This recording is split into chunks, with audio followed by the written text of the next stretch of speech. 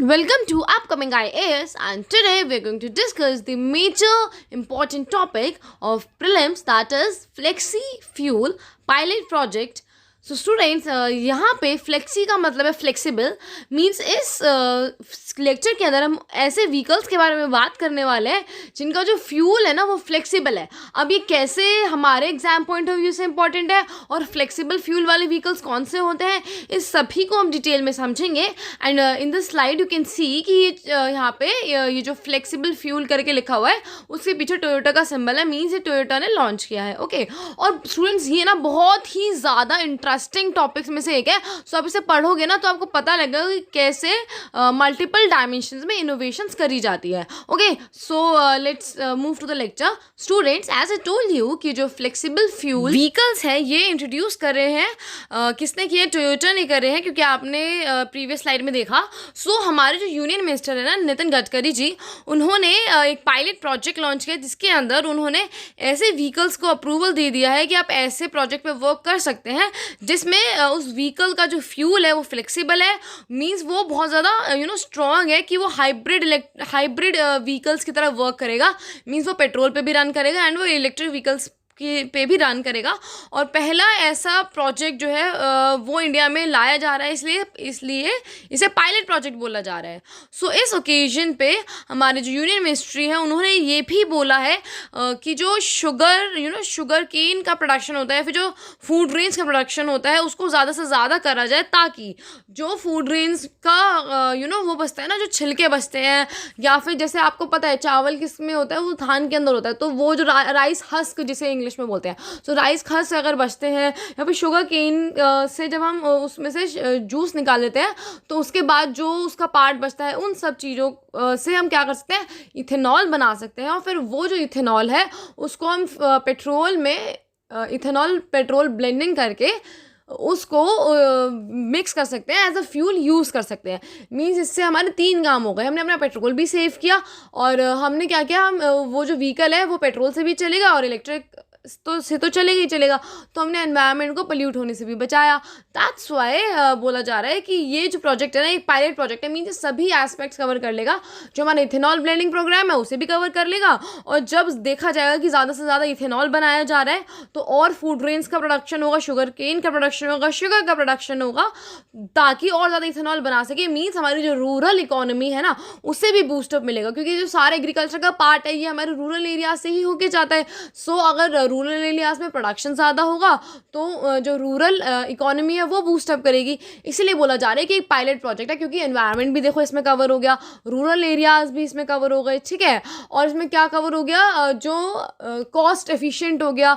हाँ, क्योंकि आपको पता है कि हम जो पेट्रोल वगैरह हैं वो हम बाहर की कंट्री से एक्सपोर्ट करते हैं. सो इसीलिए जो हमारे एक्सपोर्ट पे डिपेंडेंसी है वो रिड्यूस होगी. ओके, फॉरेन एक्सचेंज रिजर्व हम बढ़ा पाएंगे और अपने अपनी करेंसी की वैल्यू हम बढ़ा पाएंगे. तो इसीलिए ही आपको हर एक चीज़ से लिंक करना है कि हिस्ट्री से कैसे कनेक्ट हो सकता है, ज्योग्राफी से कैसे कनेक्ट हो सकता है, ओके, पॉलिटी से कैसे कनेक्ट हो सकता है, इकोनॉमी एनवायरनमेंट से कनेक्ट होकर, तो मैंने आपको बता ही दिया. तो ऐसे एस्पेक्ट्स देखे जाते हैं और इन्हें ही पायलट प्रोजेक्ट्स बोला जाता है, क्योंकि स्टूडेंट जो रूरल इकोनॉमी है वो बूस्टअप करेगी, क्योंकि प्रोडक्शन ज़्यादा होगा.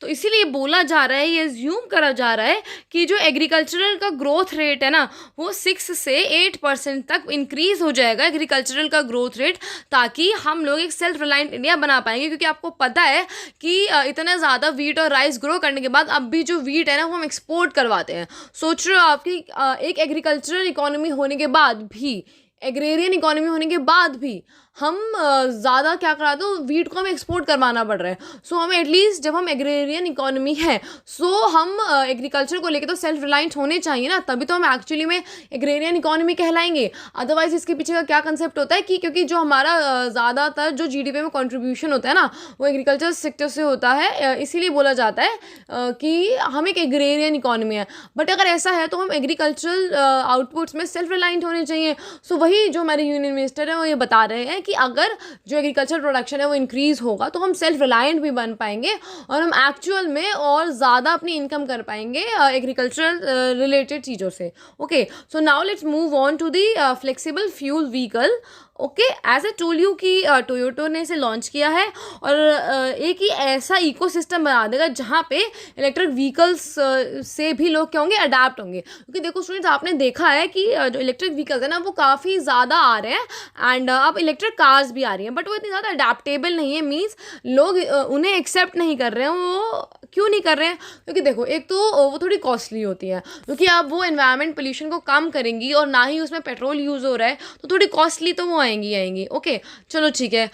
लेकिन इसके अलावा जो इलेक्ट्रिक व्हीकल्स हैं उनसे लोग क्यों कनेक्टेड फील नहीं कर पा रहे? क्योंकि देखो, जो पेट्रोल होता है, जो पेट्रोल या डीजल से जो व्हीकल्स रन करते हैं उन्हें तो आप जो पेट्रोल पंप्स वगैरह होते हैं वहाँ से जाके फिलअप करा सकते हो. लेकिन अगर आपने जो अपने इलेक्ट्रिक व्हीकल्स हैं उन्हें एक बार चार्ज किया और आप कहीं जा रहे हो और वो उसमें बहुत ज़्यादा कम चार्जिंग रह गई या फिर वो डिस्चार्ज हो गया है, so how will you charge them? So ये मेजर प्रॉब्लम है कि अभी ना हमारी जो कंट्री है उसमें क्या हो रहा है, इलेक्ट्रिक व्हीकल्स का प्रोडक्शन तो बहुत ज़्यादा हो रहा है, लेकिन उसके अकॉर्डिंगली जो चार्जिंग स्टेशंस होने चाहिए ना वो हमारी कंट्री में अभी उतने नहीं है. सो ये एक मेजर प्रॉब्लम है जो कि एक्चुअल में कॉज है कि अगर आप इलेक्ट्रिक व्हीकल्स का प्रोडक्शन बहुत ज़्यादा कर रहे हो या फिर उन्हें इतना ज़्यादा प्रमोट कर रहे हो, क्योंकि प्रोडक्शन तो इतना नहीं हो रहा है, प्रमोशन ज़्यादा हो रहा है, तो आप प्रमोट कर रहे हो तो भाई आप चार्जिंग स्टेशंस भी तो लेकर आओ. क्योंकि आपने देखा है कि जो इलेक्ट्रिक व्हीकल्स है ना वो ज़्यादातर सिर्फ और सिर्फ ई रिक्शाज में आए हैं. ओके, और अब तो जो इलेक्ट्रिक स्कूटीज़ है वो भी देखने के लिए मिली हैं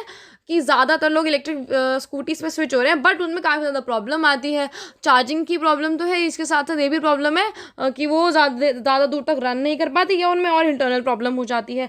तो ये सारे के सारे जो भी मैंने अभी आपको डीमेरिट्स बताए, इनको कवर करने के लिए, इनसे ओवरकम करने के लिए ही ऐसे व्हीकल्स लेकर आया जा रहा है जिसका जो इंजन है, जो फ्यूल है, वो हाइब्रिड होगा. और हाइब्रिड में क्या, वो पेट्रोल पर भी रन करेगी एंड इसके साथ साथ वो इलेक्ट्रिक व्हीकल्स की तरह भी रन करेगी. इसीलिए इन टेक्नोलॉजीज़ को बहुत ज़्यादा रेवोल्यूशनरीज माना जा रहा है कि मीन्स पूरी कंट्री में एक क्रांति लेकर आएंगी. क्योंकि अब जब लोग पहले ऐसे व्हीकल्स पे शिफ्ट होंगे, क्योंकि उसमें पेट्रोल भी है एंड इलेक्ट्रिक व्हीकल्स के थ्रू भी रन करेगी, सो धीरे धीरे करके क्या होगा, फिर वो इलेक्ट्रिक व्हीकल्स पे स्विच हो जाएंगे. मीन्स क्रांति तो आ गई. मीन्स कम्प्लीटली जो लोगों की डिपेंडेंसी थी पेट्रोल वाले व्हीकल्स पे, फ्यूल्स वाले व्हीकल पे, अब वो क्या हो गया, इलेक्ट्रिक व्हीकल्स पे स्विच हो गए हैं. ओके, इसीलिए बोला जा रहा है कि ये बहुत ज़्यादा रेवोल्यूशनरी आइडिया है, सस्टेनेबल है. क्यों? क्योंकि हमारे एनवायरनमेंट को पोल्यूट नहीं करेगा एज मच जो अभी हमारे करंट व्हीकल्स करते हैं. आपको पता है कितना ज़्यादा हमारे पोल्यूशन में वो कंट्रीब्यूट करते हैं. इसीलिए बोला जाता है कि आप पब्लिक व्हीकल्स प्रेफर करो. अब पब्लिक व्हीकल्स में आप मेट्रो का देखो, काफ़ी ज़्यादा शिफ्ट हुआ है. जो लोग हैं ना वो अपने व्हीकल्स से ज़्यादा मेट्रो प्रेफर्स करते हैं. इसीलिए बोला जा रहा है कि अगर पब्लिक व्हीकल यूज़ करोगे तो वो भी कॉस्ट एफिशिएंट रहेगा. इसके साथ साथ आप एनवायरनमेंट को भी कम डिटोरिएट करोगे और सस्टेनेबल यूज़ तो फिर आप करोगे ही. सो सस्टेनेबिलिटी तो मैंने आपको समझा दिया कि वो कैसे है इस प्रोजेक्ट के अंदर. कॉस्ट इफेक्टिव तो थोड़ा बहुत तो है, देखो वो मानना पड़ेगा, बट अगर आपको इतनी अच्छी चीज़ मिल रही है सो आपको उसके लॉन्ग टर्म बेनिफिट्स भी देखने चाहिए. और ऐसे ऐसे अगर इनोवेटिव आइडियाज़ आगे और आते रहेंगे सो हमारी कंट्री को कम्प्लीटली क्या कर देंगे, चेंज कर देंगे. रिवोल्यूशन आ जाएगा पूरी कंट्री. अभी तो सिर्फ और सिर्फ यूएसए हमें कहता है कि हम डेवलप्ड कंट्री हैं, वो हमें मानते हैं ना कि हम डेवलप्ड हैं, तब हम एक्चुअल में डेवलप्ड कंट्री बन जाएंगे. और इसमें बोला जा रहा है कि ये जो फ्लेक्सिबल फ्यूल व्हीकल्स है इसमें कितना कितना परसेंटेज रहेगा बैटरीज का एंड पेट्रोल का या फिर इथेनॉल का. क्योंकि इसमें जो हम पेट्रोल के साथ मिक्स कर रहे हैं वो इथेनॉल को मिक्स करने वाले हैं. और देखो, इससे जो हमारे इथेनॉल ब्लेंडिंग प्रोग्राम है ना वो उसको भी बूस्टअप मिलेगा और जो पेट्रोल पे एक्सपोर्ट डिपेंडेंसी है वो रिड्यूस तो होगी ही होगी. इसके साथ साथ हमारा एग्रीकल्चर प्रोडक्शन भी इंक्रीज़ होगा और हम अपने एनवायरनमेंट को भी कम डिटोरिएट करेंगे. क्योंकि जो इथेनॉल ब्लेंडिंग प्रोग्राम है उसमें ये बताया जा रहा था कि जब आप इसमें इथेनॉल मिला देते हो तो पेट्रोल तो कम यूज़ होता ही है, इसके साथ साथ एनवायरनमेंट भी वो कम डिटोरिएट होता है. देखो, 100% पेट्रोल पे ये जो व्हीकल्स हैं ये रन करेंगे विद इलेक्ट्रिक पावर, क्योंकि ये बैटरीज के थ्रू भी ऑपरेट होंगे. लेकिन ये जो 100% पेट्रोल है ना, इसमें 100% में से जो 20% है वो इथेनॉल ब्लेंड करके डाला जाएगा, तो वो 100% बन रहा है. सो ये रेशियो है जो इथेनॉल का रखा जाएगा पेट्रोल के साथ. एंड पेट्रोल और इलेक्ट्रिक पावर का तो लगभग सेम ही रेशियो रहेगा. So students, this is about the flexible fuel vehicles. इसके बारे में दो चीज़ें मैं आपको और बताना चाहूँगी जो इंपॉर्टेंट है। अब देखो, आप लोगों के माइंड में ये चीज़ आ रही होगी ना कि ये कैसे इसका इंटरनल इंजन कैसे बनाया गया है कि वो पेट्रोल पे भी वर्क कर रहा है और इलेक्ट्रिक की तरह भी वर्क कर रहा है, बैटरीज के थ्रू भी। तो देखो, इसका जो इंटरनल इंजन बनाया गया है ना, वो बनाया ही ऐसे गया है कि वो गैसोलिन और किसी और मिक्सचर जिसमें गैसोलिन हो विद इथेनॉल अप टू 83% वो जो इंटरनल कंबशन इंजन है वो वर्क कर सकता है। This is about the technology. यही जो टेक्नोलॉजी की इंपॉर्टेंस है ना, वो यही है कि ऐसी ऐसी चीज़ें भी आजकल आ रही हैं। एंड ये जो फ्लेक्सिबल फ्यूल व्हीकल है उसमें बोला जा रहा है ना कि देखो, जो पेट्रोल के अंदर आप इथेनॉल कितना मिला सकते हो, 83% तक मिला सकते हो, लेकिन 85% तक भी बोला जा रहा है कि अगर आप उसमें मिलाओगे तो वो बहुत अच्छे से रन करेगा, उस व्हीकल में कोई प्रॉब्लम नहीं आएगी।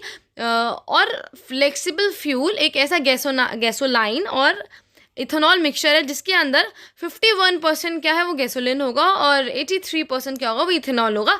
इस प्रिंसिपल पे ये वर्क करेगा। सो आई होप कि आपको समझ आया हो। स्टार्टिंग में आई नो कि थोड़ा कन्फ्यूजन क्रिएट कर रहा होगा ये टॉपिक, बट मैंने आपको कई बार चीज़ें एक्सप्लेन करी हैं इसी लेक्चर में। सो आपको अभी भी इस टॉपिक में कोई डाउट हो तो आप फिर से इस वीडियो को देख सकते हो। But this is very important as per your 28 मई का जो एग्ज़ाम होने वाला है, क्योंकि आप टेक्नोलॉजी देखो ना कि वो कैसी टेक्नोलॉजी वो लेकर आए हैं। तो एग्जाम में आपसे पूछ सकता है कि इथेनॉल का कितना परसेंटेज वो पेट्रोल के साथ ब्लेंड करने वाले हैं। ये तो डेफिनेटली आपको क्वेश्चन देखने को मिलेगा, we can bet you, okay. और इसके साथ साथ इथेनॉल वाले क्वेश्चन के साथ साथ वो ये भी पूछ सकता है कि इसका क्या मैकेनिज्म है, कि कैसे जो पेट्रोल वाला व्हीकल है और जो बैटरीज है वो कैसे साथ में ऑपरेट करी जाएंगी, ओके। ये भी यूपीएससी को पूछ सकता है, क्योंकि वो आपसे मैकेनिज्म पूछेगा जो अभी मैंने आपको सारा का सारा मैकेनिज्म एक्सप्लेन किया ना, कि किस मैकेनिज्म पे, किस प्रिंसिपल पे ये जो फ्लेक्सिबल फ्यूल व्हीकल्स है रन करेंगे। वो मैकेनिज्म आपसे पूछ सकता है या फिर इथेनॉल का रेशियो आपसे पूछ सकता है। वो मैंने आपको बहुत अच्छे से इस लेक्चर में कवर कर दिया है। आप दोबारा भी देख सकते हैं अगर आपको थोड़ी कन्फ्यूजन है तो। So thank you so much, we will end our session here.